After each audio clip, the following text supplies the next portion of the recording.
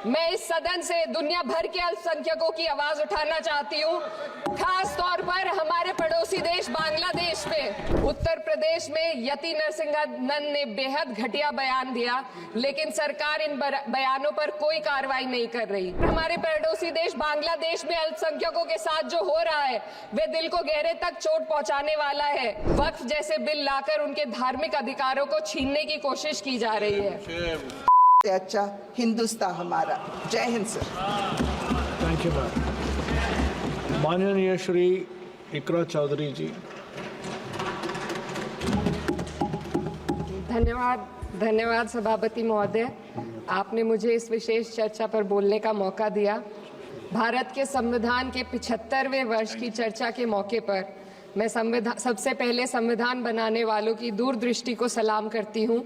एक युवा सांसद के तौर पर मैं अपनी उम्मीदों को संविधान के साथ जोड़कर खास तौर पर ये बताना चाहती हूँ कि आज हमारे देश में पिछड़े, दलित, अल्पसंख्यक समुदाय को किस तरह अपने संवैधानिक अधिकारों और आज़ादियों की हिफाजत के लिए हर रोज मुश्किलों का सामना करना पड़ रहा है।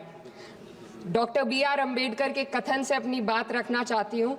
उन्होंने कहा था, मुझे अपने भारतवर्ष पर फक्र है कि जिसके पास ऐसा संविधान है जो लोकतंत्र, समाजवाद और सेक्युलरिज्म को संजोता है।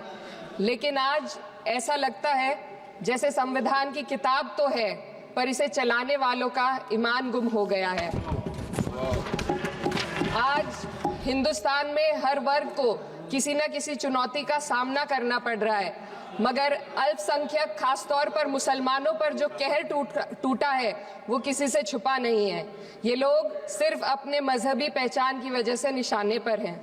संविधान का अनुच्छेद 15 कहता है कि किसी भी नागरिक के साथ धर्म, जाति या किसी और वजह से भेदभाव नहीं होना चाहिए, लेकिन हकीकत इसके उलट है। हालात इस कदर बिगड़ चुके हैं कि hate speech, mob lynching, bulldozer द्वारा घरों को गिराने की घटनाएं आम हो गई हैं। खास तौर पर उत्तर प्रदेश में, जहां ऐसा लगता है जैसे कानून के नाम पर जंगल राज चल रहा हो। संभल में जो हुआ वो सबके सामने है। पुलिस के संरक्षण में निर्दोष लोगों की हत्या की गई और सरकार ने चुप्पी साध ली। अल्पसंख्यकों पर हिंसा बढ़ती जा रही है, मगर सत्ता में बैठे लोग या तो आंखें मूंदे हुए हैं या फिर इन घटनाओं को बढ़ावा दे रहे हैं। हद तो तब हो जाती है जब न्यायपालिका की बात भी अनसुनी कर दी जाती है। सुप्रीम कोर्ट ने मॉब लिंचिंग पर 11 सूत्रीय निर्देश जारी किए थे। इसमें साफ कहा गया था कि राज्य सरकारें और पुलिस इस तरह की घटनाओं को रोकने और दोषियों पर सख्त कार्रवाई करने के लिए जिम्मेदार है, लेकिन आज भी इन निर्देशों पर अमल नहीं हो रहा है। हाल ये है कि मॉब लिंचिंग को रोकने की बजाय सत्ता में बैठे लोग आग में घी डालने का काम कर रहे हैं। उनकी जुबान से ऐसी बातें निकलती हैं जो नफरत को और बढ़ावा देती है। ये अशांति अब इतनी गहराई तक फैल चुकी है कि हमारे समाज के धर्मनिरपेक्ष चरित्र पर गंभीर सवाल उठ रहे हैं। साल की शुरुआत में ही कई राज्यों में दुकानदारों को अपने नाम बोर्ड पर लगाने के लिए मजबूर किया गया। इसे सेहत और सुरक्षा के कानूनों का हिस्सा बताया गया, मगर असल मंशा कुछ और थी।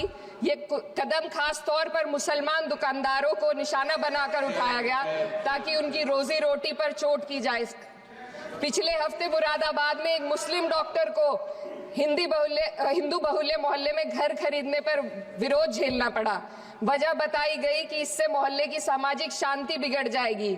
अब आप ही बताइए, क्या ये वजह सही है, जायज है?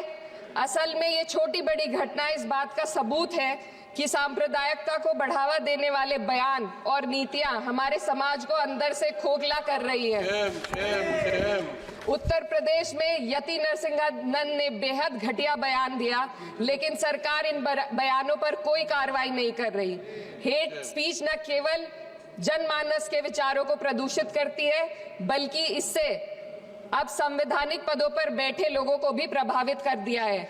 अभी हाल ही में माननीय उच्च न्यायालय इलाहाबाद के माननीय न्यायाधीश ने ऐसे बयान दिए जिसका संज्ञान खुद सुप्रीम कोर्ट को लेना पड़ा।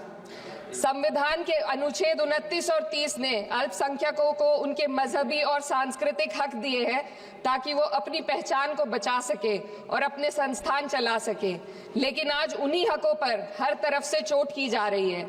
वक्फ जैसे बिल लाकर उनके धार्मिक अधिकारों को छीनने की कोशिश की जा रही है।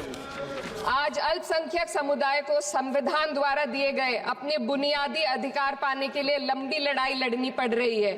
ऐसे कई मामले अदालत ने न्याय देकर संविधान की रक्षा की है, लेकिन अदालती प्रक्रिया में जो समय लगता है उसकी वजह से देश के सामाजिक ताने बाने को भारी नुकसान उठाना पड़ता है। मिसाल के तौर पर इलाहाबाद हाई कोर्ट ने 2004 के मदरसा एक्ट को रद्द कर दिया था, जिससे मदरसों के संचालन पर सवाल उठे। हालांकि सुप्रीम कोर्ट ने बाद में इस फैसले को पलट दिया और एक्ट को वैध करार दिया, लेकिन इस प्रक्रिया में जो समय लगा उसने अल्पसंख्यकों को बेचैनी और संघर्ष के दौर में डाला है। इसी कड़ी में प्लेसेस ऑफ वर्शिप एक्ट 91 भी आता है और कई अन्य अधिकार, उन्हें भी इसी तरह अदालती लड़ाइयों में उलझाया जा रहा है। ये स्थिति न केवल अल्पसंख्यकों के अधिकारों की राह में रुकावट है, बल्कि justice delayed is justice denied जैसी कहावत को सिद्ध करती है। मैं इस सदन से दुनिया भर के अल्पसंख्यकों की आवाज उठाना चाहती हूँ, खास तौर पर हमारे पड़ोसी देश बांग्लादेश में अल्पसंख्यकों के साथ जो हो रहा है वे दिल को गहरे तक चोट पहुंचाने वाला है। उनकी जान माल की हत्या की जा रही है। बांग्लादेश हो या हिंदुस्तान हो या कोई और देश, अल्पसंख्यकों की सुरक्षा, इज्जत और अधिकारों की हिफाजत हर सरकार की सबसे पहली जिम्मेदारी होनी चाहिए। मैं इस सदन से अपने देश के अल्पसंख्यकों के साथ बांग्लादेश के पीड़ित अल्पसंख्यकों की आवाज को एक साथ उठाना चाहती हूँ। ये वक्त की पुकार है कि हम सब मिलकर ये सुनिश्चित करें कि किसी भी इंसान को उसकी पहचान या मजहब के कारण डरकर जीने पर मजबूर ना होना पड़े। जहाँ हक छीने जाते हैं वहाँ अमन खो जाता है। ये बात हर सरकार को समझनी चाहिए। अगर हम सच में अपने संविधान का सम्मान करना चाहते हैं तो हमें नफरत और भेदभाव को खत्म करना होगा। हमें ये दिखाना होगा कि ये मुल्क हर वर्ग, हर जाति, हर धर्म और हर समुदाय का है, और जब तक ऐसा नहीं होगा तब तक संविधान की आत्मा सिसकती रहेगी। सर, अपनी बात को खत्म करते हुए मैं एक शेर अर्ज करना चाहती हूँ। ये दाग दाग उजाला, ये शब गजीदा शहर, वो इंतजार था जिसका, ये वो शहर तो नहीं। लेकिन अगर इस सदन में बैठे हम सभी सदस्य ये ठान ले कि हमें संविधान के मूल्यों को लागू करना है और उसे लागू करने का प्रयास करें, तो वह सुबह जरूर आएगी जिसके लिए लाखों भारतवासियों ने अपने जानों की कुर्बानी दी थी।